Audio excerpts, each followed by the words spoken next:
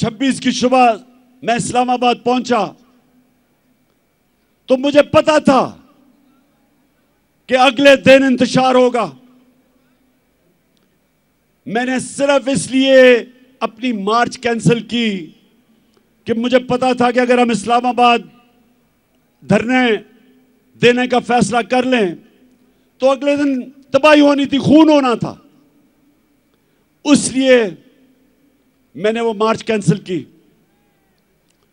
आज मैं इसलिए फैसला कर रहा हूं कि वहां नहीं जाना, क्योंकि मुझे पता है तबाही मचेगी, नुकसान मेरे मुल्क को होगा। लेकिन जो मैंने फैसला किया अब ये कि हमने अब इस निजाम का हिस्सा नहीं रहना। मैं अपनी सारी चीफ मिनिस्टर्स, अपनी पार्लियामेंट्री पार्टी से अब मिलूंगा और हमने फैसला किया है कि हम सारी असेंबलियों से निकलने लगे हैं।